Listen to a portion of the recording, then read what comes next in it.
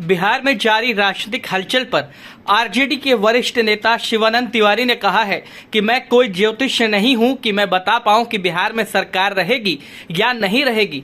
इसके बारे में कुछ भी नहीं बताया जा सकता है।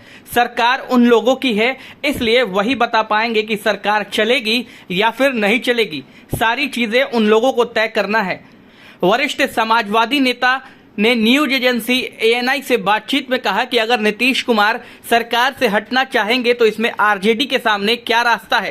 स्वाभाविक है कि बीजेपी उनके विश्वास मत हासिल करने को कहेगी। उस परिस्थिति में आरजेडी क्या करेगी?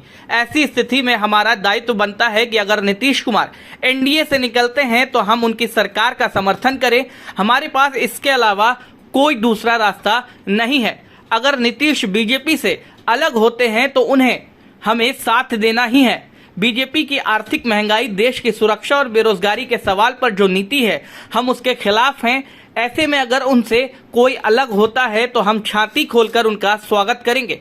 शिवानंद तिवारी के बयान पर जेडीयू के प्रवक्ता नीरज कुमार ने कहा कि उन्होंने कहा, इस पर मैं क्या कह सकता हूं। उनके कमेंट पर हमारी टिप्पणी की क्या जरूरत है? उनसे पूछिए कि इस तरह के बयान का कारण क्या है, विवरण क्या है। हमको 72 घंटे वाली बात के बारे में कोई जानकारी नहीं है। जेडीयू के राष्ट्रीय अध्यक्ष ललन सिंह की ओर से सीएम नीतीश के खिलाफ षड्यंत्र किए जाने वाले बयान पर नीरज कुमार ने कहा कि उन्होंने यह भी कहा कि राष्ट्रपति और उपराष्ट्रपति के चुनाव में जेडीयू ने एनडीए के प्रत्याशी को समर्थन दिया।